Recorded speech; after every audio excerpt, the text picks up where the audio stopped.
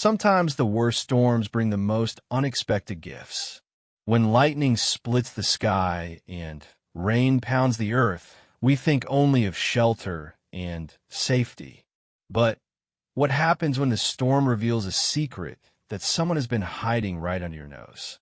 What happens when a simple act of fixing something broken leads you to discover that your property has become someone else's entire world? This is the story of how one man's routine repair work during a fierce thunderstorm uncovered a truth that would challenge everything he thought he knew about compassion, survival, and the lengths people will go to find a place they can call home. It's about the moment when two strangers' lives collided in the most unexpected way, and how that collision would forever change both of their destinies. In a world where homelessness often remains invisible, where people slip through cracks we never knew existed, this story reminds us that humanity can emerge from the most surprising places. It shows us that sometimes the people we least expect to encounter are the ones who teach us the most about resilience, dignity, and what it truly means to survive against all odds. Marcus Thompson had always been a man who believed in fixing things himself. At 52, his weathered hands bore the testimony of countless repair jobs, from leaky faucets to stubborn engines. His small property on the outskirts of Cedar Falls wasn't much to look at, but it was his, and he took pride in maintaining every inch of it. The old red wagon that sat near his workshop had been there for almost 15 years, a relic from when his daughter Emma was young and still believed her father could fix anything in the world. The storm had been building all afternoon, with dark clouds rolling in from the west like an advancing army. The weather reports had warned of severe thunderstorms, but Marcus wasn't one to be easily intimidated by Mother Nature's moods. He had work to do, and a little rain wasn't going to stop him. The wagons will have been wobbling for weeks, and he'd finally decided today was the day to address it properly. As the first fat raindrops began to fall, Marcus wheeled the wagon closer to his workshop, seeking some shelter under the small overhang he'd built years ago. The wind was picking up, causing the old maple trees that bordered his property to sway and creak ominously. Lightning flickered in the distance, followed by the low rumble of thunder that seemed to shake the very ground beneath his feet. Marcus flipped the wagon over to examine the problematic more closely. Years of use, and weather had loosened the axle, and he could see where rust had begun to eat away at the metal components. It would need more than just a quick fix. He'd have to disassemble the entire wheel assembly, clean everything thoroughly, and possibly replace some parts entirely. The storm was moving faster than he'd anticipated. What had started as a gentle sprinkle quickly escalated into a steady downpour, and then into something much more serious. The wind howled through the trees, sending leaves and small branches flying across his yard. Lightning was flashing more frequently now, illuminating the darkening sky with brief, brilliant bursts of white light. Marcus worked with increased urgency, trying to get the wagon properly positioned before the storm reached its full fury. As he struggled to maneuver into place, a particularly strong gust of wind caught him off guard, nearly knocking him off balance. The wagon lurched sideways, and he had to grab it quickly to prevent it from rolling away. That's when he heard it. At first, he thought it was just the wind playing tricks on his ears, but as he paused to listen more carefully, he realized he was hearing something else entirely. It sounded like someone crying or maybe whimpering. The sound was faint, almost lost in the growing cacophony of the storm, but it was definitely there. Marcus straightened up, his heart beginning to race. His property was isolated, surrounded by woods on 3 sides and a quiet country road on the 4th. His nearest neighbor was half a mile away. There shouldn't be anyone else around, especially not in weather like this. The sound came again, clearer this time. It was definitely human, and it seemed to be coming from somewhere near the back of his property, where the woods grew thick and dark. Marcus felt a chill run down his spine that had nothing to do with the rain that was now soaking through his clothes. He grabbed a flashlight from his workshop and stepped out into the storm. The rain was coming down in sheets now, driven by wind that seemed to come from all directions at once. Lightning cracked overhead with increasing frequency, each flash followed almost immediately by thunder that seemed to shake the world. Marcus followed the sound, his flashlight beam cutting weakly through the darkness and rain. The crying was coming from somewhere beyond the edge of his cleared land, back where the trees formed a dense canopy that blocked out what little light remained from a stormy sky. As he pushed through the underbrush, branches catching at his clothes and rain streaming down his face, Marcus began to wonder if he was making a mistake. What if whoever was out there was dangerous? What if this was some kind of trap? But even as these thoughts crossed his mind, he kept moving forward. The sound was getting louder now, and he could tell it was coming from someone in genuine distress. The beam of his flashlight swept back and forth across the forest floor, illuminating patches of wet leaves, fallen branches, and the occasional startled animal darting away from the light. The crying was very close now, and Marcus realized with growing certainty that it was a woman's voice. Then his flashlight beam caught something that made him stop dead in his tracks. There, partially hidden behind a cluster of young pine trees, was a small makeshift shelter. It looked like it had been constructed from salvage materials. Pieces of plywood, sheets of plastic, old tarps, and what appeared to be parts of cardboard boxes. The whole structure was lashed together with rope and secured with rocks and fallen branches. The shelter was crude but ingenious, designed to blend in with the natural surroundings. If Marcus hadn't been looking for the source of the crying, he might have walked right past it without noticing. Even now, with his flashlight shining directly on it, the shelter seemed to fade into the background of trees and shadows. The crying was definitely coming from inside the shelter, and Marcus could see that the makeshift roof was barely holding up against the driving rain. Water was streaming through gaps in the covering, and the whole structure looked like it might collapse at any moment. "Hello," Marcus called out, raising his voice over the sound of the storm. "Is someone in there? Are you okay?" The crying stopped immediately, replaced by a silence that was somehow more unsettling than the sound had been. Marcus could feel someone watching him from inside the shelter, and he suddenly became acutely aware of how he must appear, a strange man with a flashlight standing in their doorway during a violent storm. "I'm not going to hurt you," he said, trying to make his voice sound as non-threatening as possible. "I heard you crying, and I wanted to make sure you were safe. This storm is getting pretty bad." Still no response, but Marcus thought he could hear someone moving around inside the shelter. The plastic sheeting that served as a door rustled slightly, as if someone was pressing against it from the inside. "My name is Marcus," he continued, taking a small step closer. "I live just over there, past the trees. This is my property, but I'm not angry or anything. I just want to help if I can." Lightning flashed overhead, followed immediately by a crash of thunder so loud it seemed to shake the trees around them. In that brief moment of illumination, Marcus caught a glimpse of movement inside the shelter, and he realized with growing certainty that someone was definitely in there. "Please," he said, his voice growing more urgent as the storm intensified around them. "This shelter isn't going to hold up much longer in this weather. You could get seriously hurt if it collapses. Let me help you get somewhere safer." The plastic sheeting moved again, and this time Marcus could see fingers gripping the edge of the makeshift door from the inside. Slowly, cautiously, the covering was pulled aside just enough to reveal a single eye peering out at him.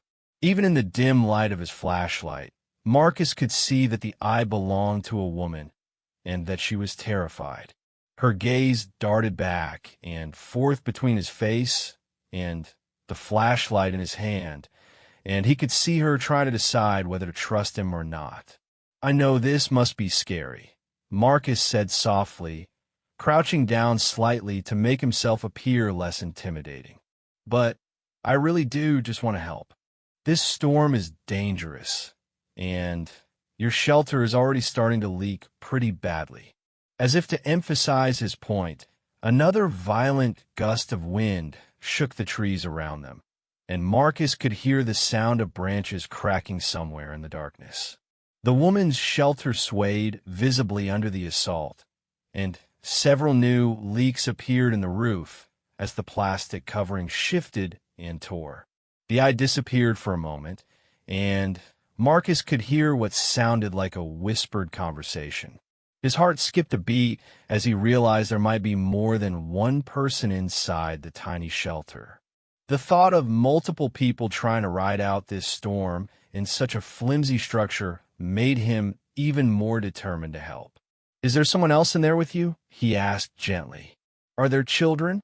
Please, I know you don't know me, but I can't just leave you out here in this weather. My house is warm and dry, and you'd be safe there until the storm passes." The plastic sheeting rustled again, and this time it was pulled back far enough for Marcus to see a woman's face. She looked to be in her 30s, with dark hair plastered to her head by rain that had found its way through the failing roof.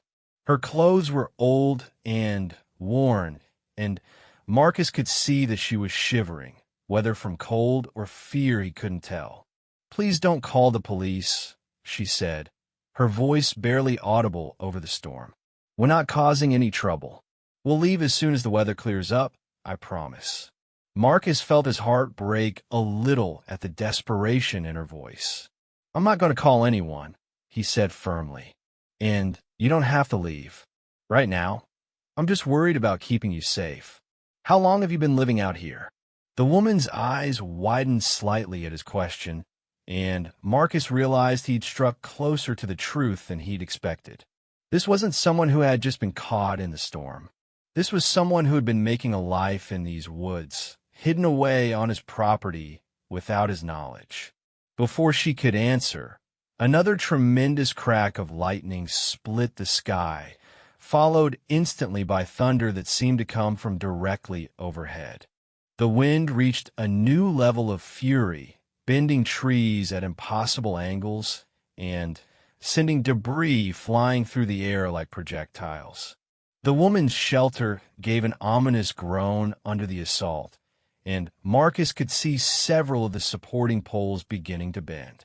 One corner of the roof had already torn completely free and was flapping wildly in the wind. "We have to go now," Marcus said urgently, extending his hand toward her. "This whole thing is about to come apart."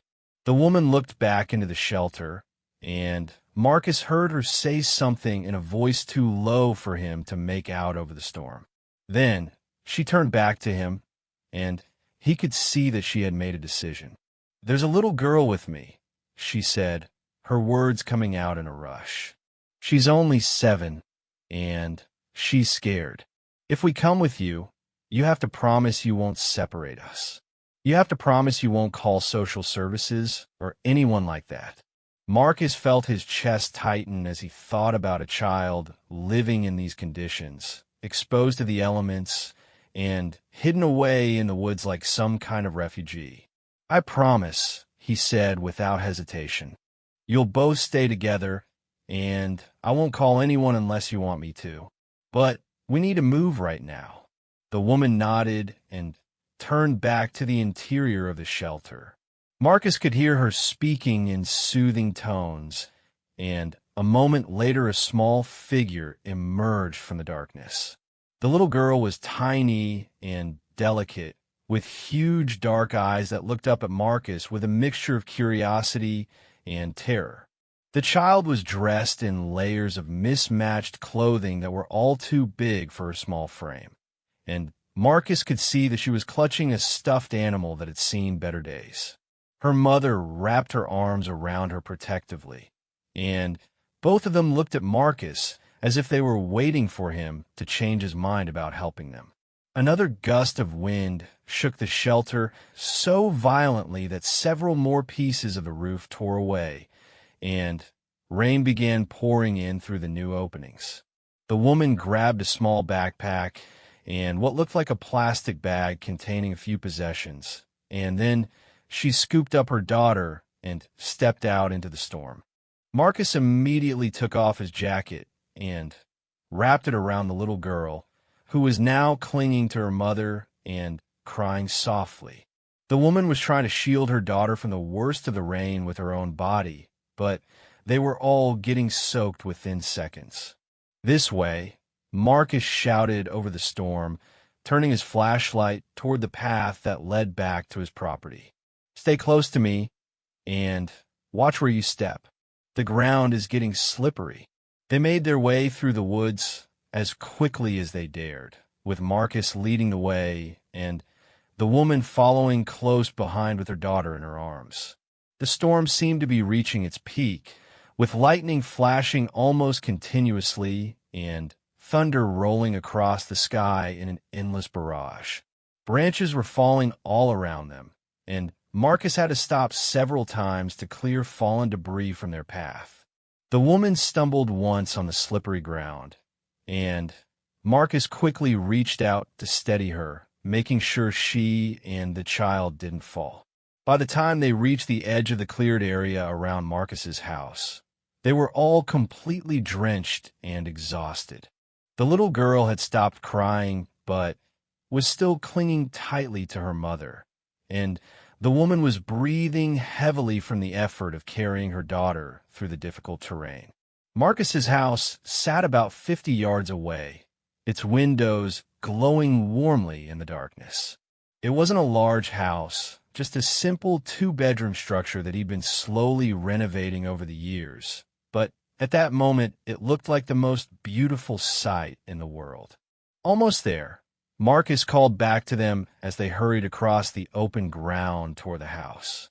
Lightning flashed again, and in that brief moment of illumination, he caught sight of the woman's face. Despite everything she had clearly been through, despite the fear and uncertainty that must have been consuming her, there was something in her expression that spoke of strength and determination.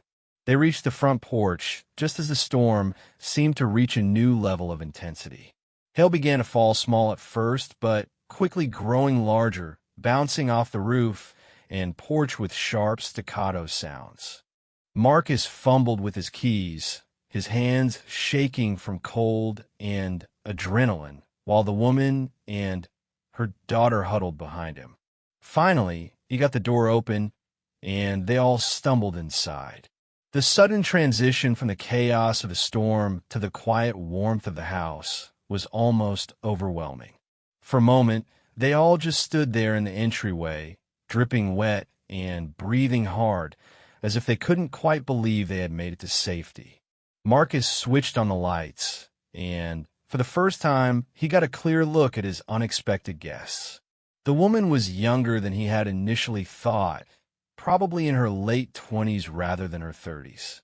Her dark hair was shoulder length and tangled from the storm, and her clothes, while clean, were obviously old and worn from extended use. The little girl was a miniature version of her mother, with the same dark hair and large, expressive eyes. She was still clutching her stuffed animal, which Marcus could now see was a small brown rabbit with one ear that was slightly torn. "You're both safe now," Marcus said gently, his voice seeming unnaturally loud in the quiet house after the fury of the storm outside. "Let's get you dried off and warmed up." The silence inside Marcus's house felt strange after the violence of the storm outside. He could still hear the wind howling around the building and the occasional crash of thunder, but Inside, there was only the quiet sound of water dripping from their clothes onto the hardwood floor of his entryway. The woman and her daughter stood close together, both of them shivering and looking around the house with expressions that mixed relief with uncertainty. Marcus realized they were probably wondering what would happen next, whether his kindness would continue now that they were out of immediate danger. "Let me get you some dry clothes," Marcus said, trying to keep his voice gentle and reassuring. "And we should get you both warmed up before you catch your death of cold."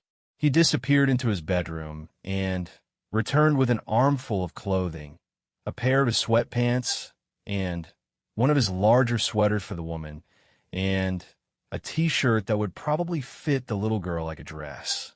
"These will be too big, but they're dry and warm," he said, offering the clothes to them. "The bathroom is just down the hall if you want to change." The woman accepted the clothes gratefully, her fingers trembling as she took them. "Thank you," she whispered, her voice hoarse from the cold and the stress of the evening. "I don't know how to thank you for this." "You don't need to thank me," Marcus replied. "Anyone would have done the same thing. Go get changed, and I'll make some hot coffee and cocoa."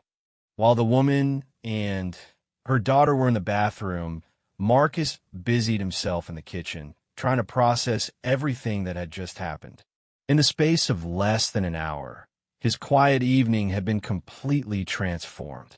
He had gone from worrying about fixing a wagon wheel to discovering that two people had been living on his property without his knowledge. As he waited for the coffee to brew and heated milk for hot chocolate, Marcus found himself thinking about the woman's shelter. It had been well concealed and carefully constructed, which suggested it hadn't been built recently. How long had they been living there? How had they managed to remain hidden for so long? The bathroom door opened, and the woman emerged wearing his clothes, which hung loosely on her small frame. She had towel-dried her hair, and Marcus could see that she was indeed younger than he had first thought. Her daughter followed behind her, swimming in Marcus's t-shirt, but looking much warmer and more comfortable. "Feeling better?"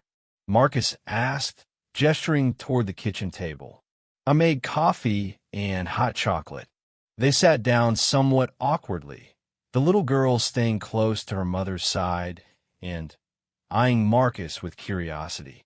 The woman wrapped her hands around her coffee mug, as if trying to absorb as much warmth as possible from it. "I'm Marcus Thompson," he said, realizing they hadn't actually been properly introduced. "I know this is all pretty strange, but I want you both to know that you're welcome here for as long as you need." The woman looked down at her coffee for a moment before meeting his eyes. "I'm Sarah," she said quietly. "Sarah Martinez. And this is my daughter, Lily." Lily gave Marcus a shy smile and took a sip of her hot chocolate, which left a small mustache of foam on her upper lip. Despite everything she had been through, she seemed to be adapting to the situation with the resilience that children often displayed. "How long have you been living in the woods?" Marcus asked gently, not wanting to push too hard, but needing to understand their situation. Sarah hesitated, glancing at her daughter before answering. "About 4 months," she said finally. "Maybe a little longer." Time kind of blends together when you're living like that. Marcus felt his heart sink. 4 months was a long time to be living in such conditions, especially with a child. "What happened?" he asked. "If you don't mind me asking." Sarah was quiet for a long moment, staring into her coffee as if the answer might be written in its dark surface. When she finally spoke, her voice was barely above a whisper. "I lost my job last year," she began. "I was working at a dental office in town, doing administrative work and some bookkeeping. It wasn't much, but it was enough to cover rent on our apartment and keep food on the table. Then the office had to downsize, and I was the newest employee, so I was the first to go." She paused to take a sip of her coffee, and Marcus could see that her hands were still shaking slightly, whether from cold or emotion he couldn't tell. I tried to find another job right away, but it was harder than I expected. Everything seemed to require experience I didn't have or education I couldn't afford to get. I used up my savings paying rent and buying groceries, thinking I'd find something soon. But weeks turned into months, and before I knew it, we were facing eviction. Lily had finished her hot chocolate and was now coloring on a piece of paper that Marcus had given her, using crayons he kept in a drawer for when his daughter Emma visited. She seemed to be only half listening to her mother's story, which suggested she had heard it before. I managed to convince our landlord to give us a little extra time, Sarah continued. But eventually, even his patience ran out. We had nowhere else to go. I have some family back in Texas, but I didn't have money for bus tickets, and honestly, I was too proud to ask for help. I thought if I could just hold on a little longer, I'd find work, and we could get back on our feet. Marcus nodded, understanding more than she might have expected. He had gone through his own difficult times after his divorce, when legal fees and the cost of setting up a new household had left him struggling financially. "So you decided to try living in the woods temporarily?" he asked. Sarah shook her head. It wasn't really a decision exactly. It was more like desperation.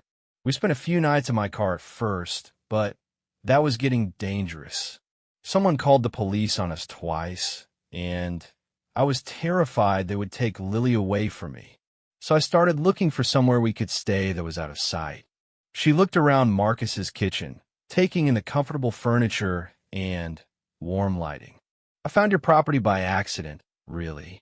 I was driving around, looking for somewhere isolated where we could park the car for the night, and I saw the dirt road that leads back to your house.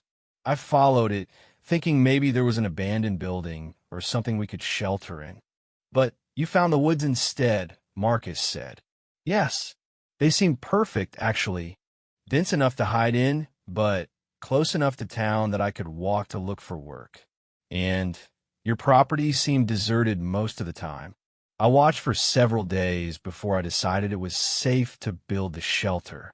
Marcus thought about his daily routine and realized she was probably right. He worked at the county maintenance department during the week, leaving early in the morning and not returning until evening.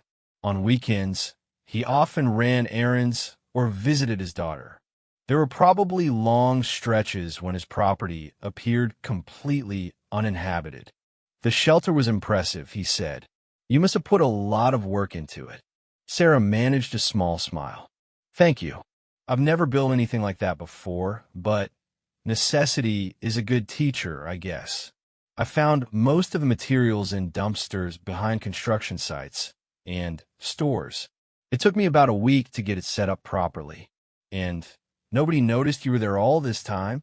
I was very careful. I only moved around during the day when you weren't home, and I made sure to never leave any trace of our presence where you might see it. We were living completely off the grid. No electricity, no running water, no phone. I had a little camping stove that I used for cooking, but only when the weather was bad enough that the smoke wouldn't be noticeable." Marcus was amazed by her resourcefulness and determination. Living in such conditions for 4 months, especially with a young child, would have broken many people. But Sarah had not only survived, she had managed to create a relatively stable, if primitive, life for herself and her daughter. "What about food?" he asked. "And other necessities?" "I found some part-time work here and there. Nothing steady, just day labor and odd jobs. Enough to buy basic groceries and supplies. There's a little creek about half a mile through the woods where we got water, and I had a system for purifying it. For bathing and laundry, I would take Lily to the public restrooms at the park in town." Lily looked up from her drawing at the mention of her name. "Mama, can I show Mr. Marcus the picture I drew?" Sarah nodded, and Lily proudly held up her artwork. It was a child's drawing of a house with a big tree next to it, and two stick figures standing in front. One was tall, and one was small, and they were holding hands. "That's beautiful, Lily," Marcus said sincerely. "Is that you and your mom?" Lily nodded eagerly. "And that's our house in the woods. I like living there, but it was scary when it was stormy." Marcus felt a pang in his chest at the little girl's matter-of-fact acceptance of their living situation.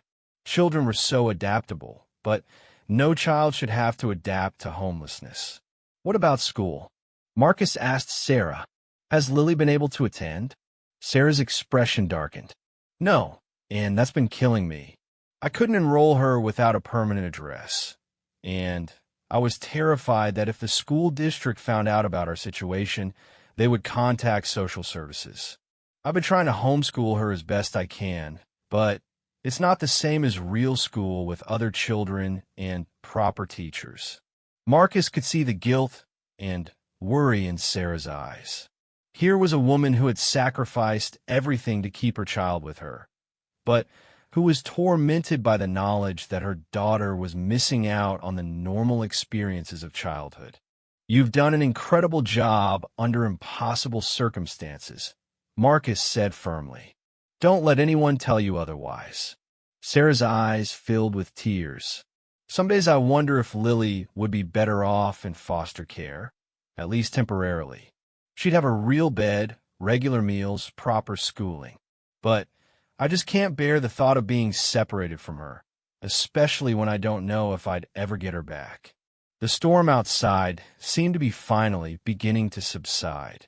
The thunder was more distant now, and the wind had died down from its earlier fury. Marcus glanced toward the window and realized that his impromptu rescue mission had probably saved lives. Sarah's shelter would never have survived the worst of the storm. "Well, you don't have to worry about any of that tonight," Marcus said. "Both of you are safe here, and you can stay as long as you need to." Sarah looked at him with a mixture of gratitude and skepticism. "You don't even know us," she said. "Why would you trust complete strangers in your home?" Marcus thought about her question for a moment. Why was he doing this? He had always been a private person, someone who valued his solitude and kept his personal life separate from his interactions with others. But something about Sarah and Lily had touched him in a way he hadn't expected. "Maybe it's because you remind me of my own daughter," he said finally. "Emma is a bit older than Lily now, but there was a time when I was a single parent too. After my wife and divorce, there were moments when I felt like I was hanging on by a thread, trying to provide for Emma and give her the stability she needed." He paused, remembering some of the darker moments from that period of his life. "I never had to face anything as extreme as what you've been dealing with, but I remember the fear. The constant worry that one wrong move, one stroke of bad luck, could send everything crashing down around us." Sarah nodded, understanding flickering in her eyes. "It's the worst feeling in the world, isn't it? Feeling like you're failing the person who depends on you most." "But you haven't failed," Marcus said emphatically. "Look at Lily. She's healthy. She's happy. She clearly adores you. You've managed to keep your family together under circumstances that would have destroyed most people. That's not failure. That's heroism." Lily had finished her second drawing and was now exploring Marcus's living room with the fearless curiosity of childhood. She had found his collection of books and was flipping through one that contained pictures of different dog breeds. "Mama, look," she called out excitedly. "This dog looks just like the one we used to see at the park." Sarah smiled, the first genuine smile Marcus had seen from her since they'd arrived. "That's a golden retriever, sweetheart. Remember how that one would always come over to you when we were there? Can we get a dog someday?" Lily asked, a question that probably every child had asked at some point. "Maybe someday," Sarah replied, though Marcus could hear the uncertainty in her voice. It was hard to think about getting a pet when you didn't even have a permanent home. As the evening wore on, Marcus learned more about Sarah and Lily's story. Sarah had grown up in a small town in Texas, raised by her grandmother after her own parents had died in a car accident when she was 12. She had married young to a man who turned out to be abusive and controlling. She had finally found the courage to leave him when Lily was 3, moving to Cedar Falls to start fresh. "I thought I was being so smart," she said with a bitter laugh. "I changed our names, made sure he couldn't track us down. I found a job, got us a little apartment, enrolled Lily in preschool. For about 2 years, everything was perfect. I really thought we had made it. But life had other plans. The dental office where she worked had been struggling financially, and when the owner decided to retire rather than try to keep the business afloat, Sarah found herself unemployed with very few marketable skills. "I should have seen it coming," she said. "There were signs that the business was in trouble. But I guess I didn't want to believe it because that job represented security for us. It was proof that we could make it on our own." Marcus found himself admiring Sarah's resilience more and more as the night progressed. She had faced challenges that would have broken many people, but she had found ways to survive and to protect her daughter. There was a strength in her that ran deeper than she probably realized. As it grew late, Marcus prepared the guest bedroom for Sarah and Lily. It wasn't a large room, but it had a comfortable double bed and its own small closet. He found clean sheets and pillows and even managed to locate a nightlight that he thought might help Lily feel more secure. When he showed them to the room, Lily's eyes went wide with wonder. "Mama, look how big the bed is," she exclaimed, bouncing on a mattress experimentally. Sarah stood in the doorway, looking overwhelmed. "Marcus, I don't know how I'll ever repay you for this," she said quietly. "You don't need to repay me," Marcus replied. "Just get some rest. We can talk more in the morning about what comes next." But as he lay in his own bed that night, listening to the last remnants of the storm moving off into the distance, Marcus found himself wondering exactly what would come next. He had acted on instinct when he brought Sarah and Lily into his home, driven by compassion and the immediate need to get them out of danger. Now, in the quiet darkness of his bedroom, he had to confront the reality of what he had taken on.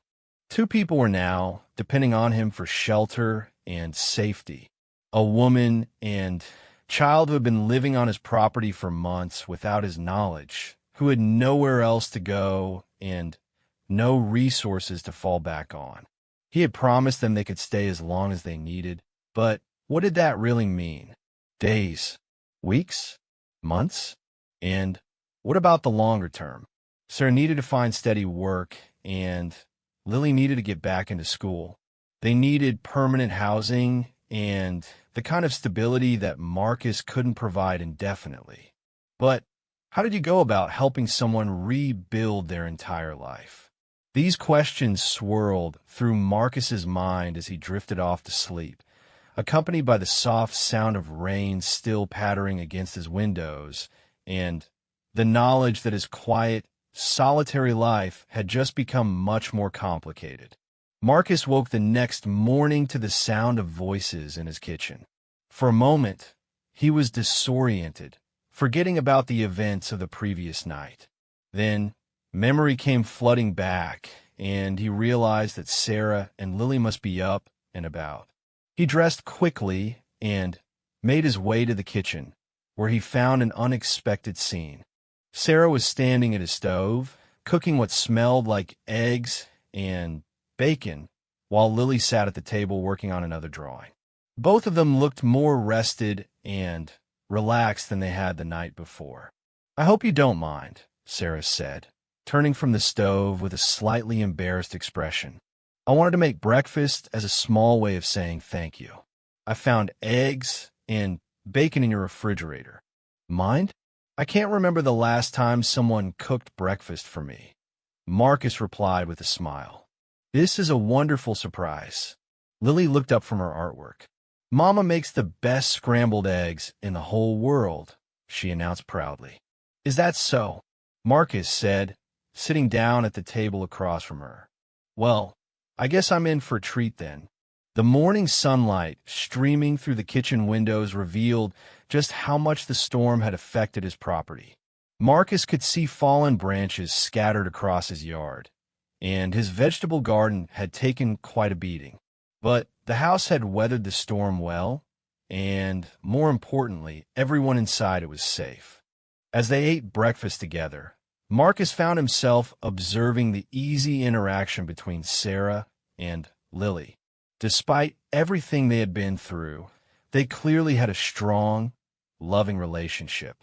Lily chattered about her drawings and asked Marcus questions about his house, while Sarah listened with the patient attention that good mothers provided. "What do you do for work?"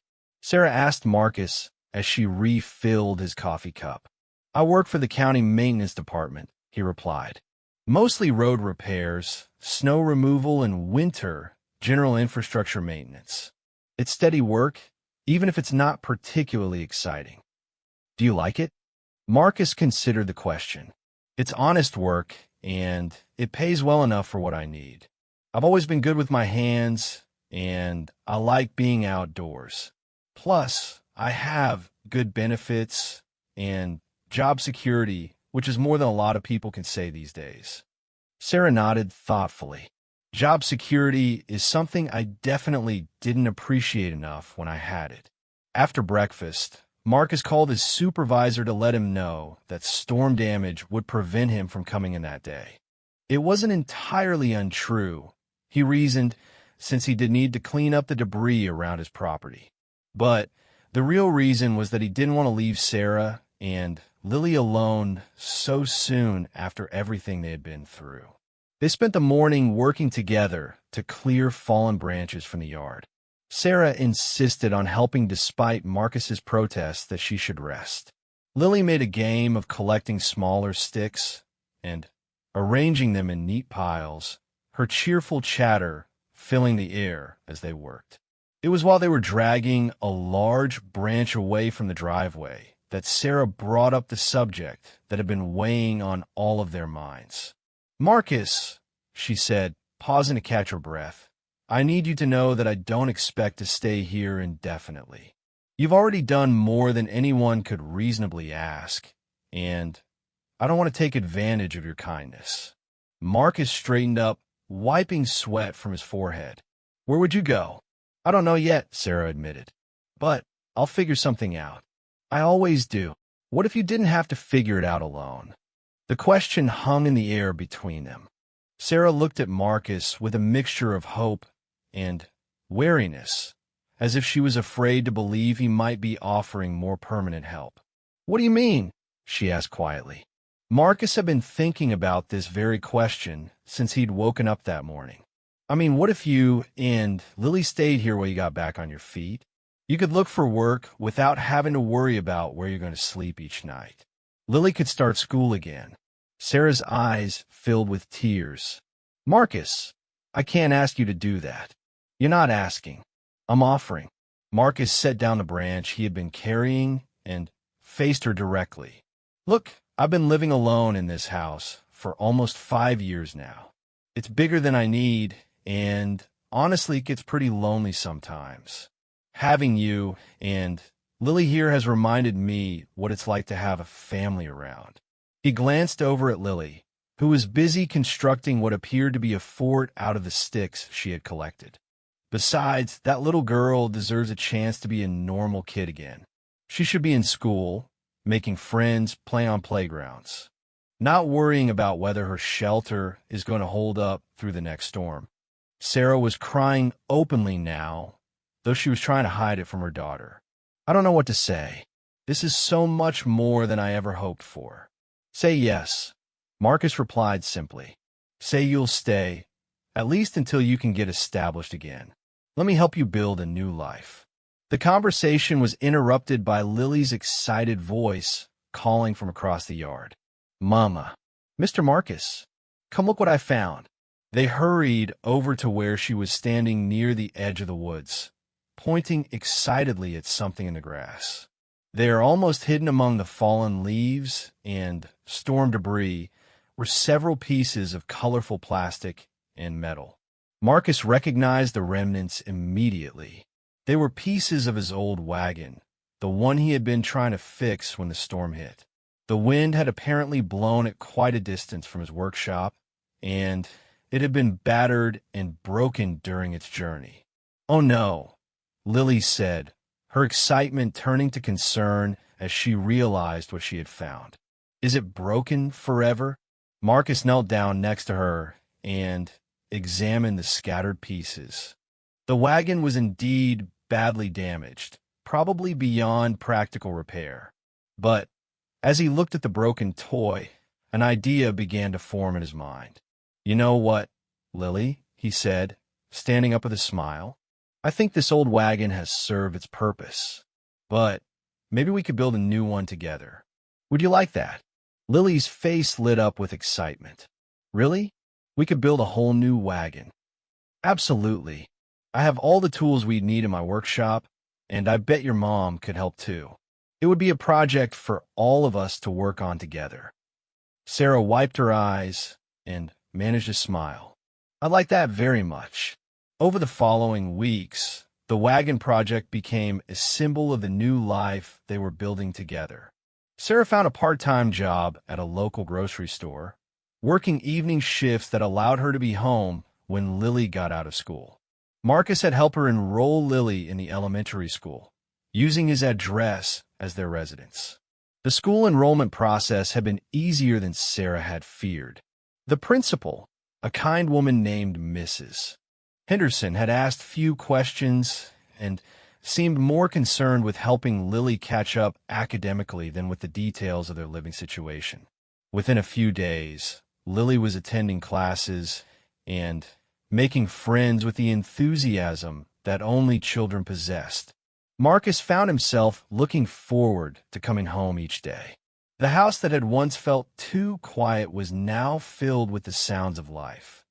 Lily's laughter, Sarah's humming as she cooked dinner, conversations over the breakfast table about school and work and plans for the future. The wagon project progressed slowly but steadily.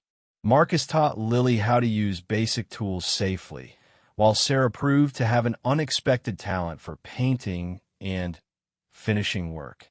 They worked on it together in the evenings and on weekends, turning what could have been a simple repair job into a family activity that brought them closer together. But it wasn't always easy. There were moments when Sarah's pride made her resist Marcus's help, when she insisted on paying for groceries or contributing to household expenses even when her part-time wages barely covered her and Lily's basic needs. There were nights when Marcus heard her crying softly in her room, overwhelmed by gratitude and uncertainty about the future. There were also practical challenges to navigate.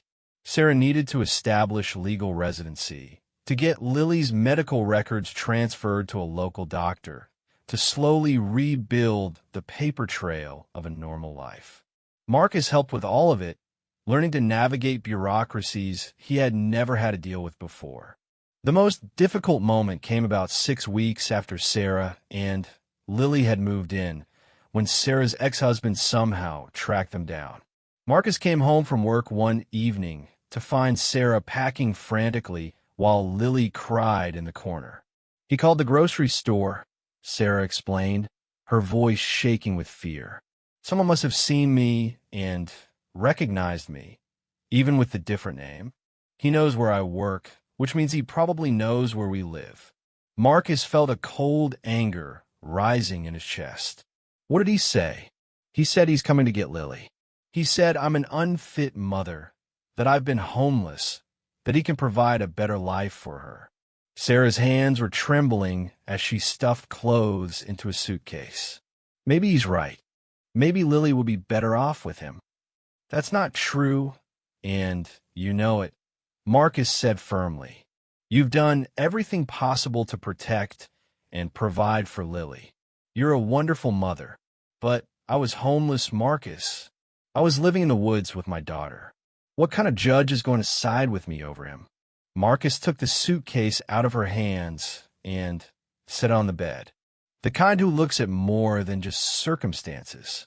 The kind who sees how much Lily loves you, how well-adjusted she is despite everything you've both been through. You don't understand, Sarah said, tears streaming down her face. David has money, lawyers, connections. He made my life hell when I was married to him, and he'll make it hell again if I stay here. Then, we'll get you a lawyer too, Marcus replied without hesitation. We'll document everything you've accomplished, everything you've provided for Lily. We'll show them that you're not the same person who fled Texas 3 years ago. You've built a life here, a stable life. Sarah looked at him in amazement. We? Yes, we. You're not alone in this anymore, Sarah. I'm not going to let him take Lily away from you. And I'm not going to let him drive you away from the home you've made here. The custody battle that followed was difficult and expensive, but Marcus was true to his word. He hired a good lawyer, testified on Sarah's behalf, and provided documentation of her employment and Lily's school records. The judge ultimately ruled that Lily should remain with her mother, noting that the child was clearly thriving in her current environment. During the court proceedings, something unexpected happened. Marcus and Sarah's relationship began to deepen beyond friendship and mutual support. The crisis had brought them closer together, and they began to realize that what had started as a rescue had evolved into something much more significant. The turning point came on a Saturday evening in late fall, after they had finished the Wagon project.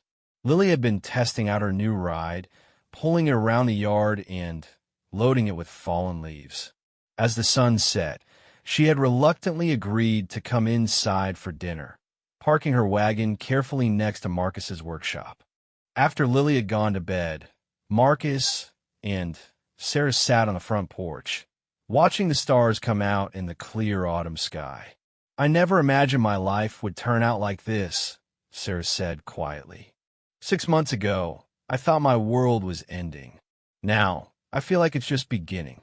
Mine too, Marcus replied.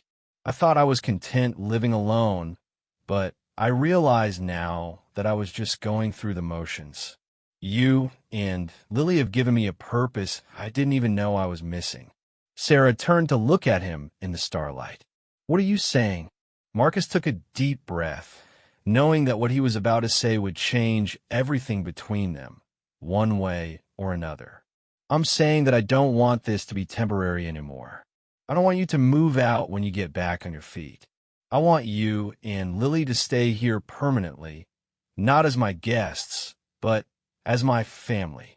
Sarah was quiet for a long moment, and Marcus began to wonder if he had misread the situation entirely. But then she reached over and took his hand. Are you sure? She asked. This isn't the life you planned for yourself. Plans change, Marcus said, squeezing her hand gently. The best things in life are usually the ones we never saw coming. 6 months later, on a warm spring evening, Marcus and Sarah were married in a small ceremony in their backyard. Lily served as the flower girl, proudly pulling her wagon decorated with white ribbons and filled with rose petals. Emma, Marcus's daughter, served as the maid of honor, having embraced her new stepmother and stepsister with genuine affection. The wedding was simple but perfect, attended by the friends and neighbors who had become like family to them over the past year. Mrs. Henderson, Lily's principal, was there along with several of Sarah's co-workers from the grocery store and Marcus's colleague from the county. As they exchanged vows under the old maple tree, where Sarah's shelter had once stood hidden in the woods, Marcus reflected on how much their lives had changed since that stormy night when he had gone out to fix a broken wagon. The old wagon had been beyond repair, destroyed by the storm that brought them together. But from its broken pieces, they had built something new and better. Not just a toy for Lily to play with, but a symbol of what they had all accomplished together.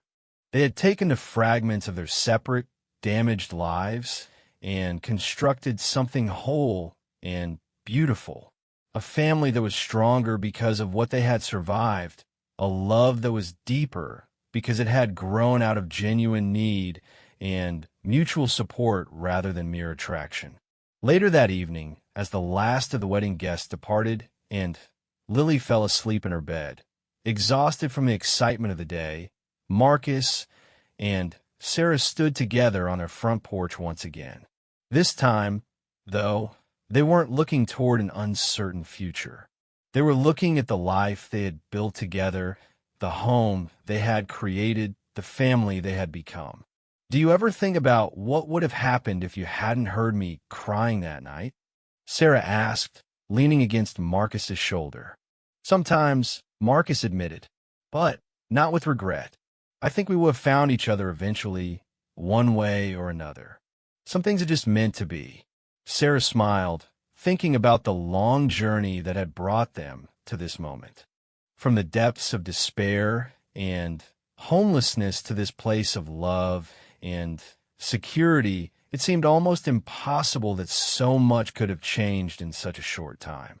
But perhaps that was the real lesson of their story, that even when life seemed hopeless, even when everything appeared to be falling apart, there was always the possibility of redemption. Sometimes it came in the form of a stranger's kindness during a storm. Sometimes it came through the love of a child who never lost faith in her mother. And sometimes it came from the courage to build something new from the broken pieces of what came before. The storm that had brought them together was long over, but its effects would last a lifetime. It had destroyed Sarah's makeshift shelter, but it had led her to a real home. It had broken Marcus's old wagon, but it had given him a family to build a new one with. It had been the end of their old lives, but the beginning of something infinitely better. As they went inside to begin their first night as a married couple, Marcus caught sight of Lily's wagon sitting by the workshop, ready for whatever adventures tomorrow might bring. Like everything else in their new life together, it represented hope, resilience, and the power of love to transform even the most broken situations into something beautiful. The wagon that had brought them together was gone, destroyed by the storm. But the wagon they had built together would last for generations, a testament to the family they had become and the love that had grown out of the most unexpected circumstances. And in the end, that was all that really mattered.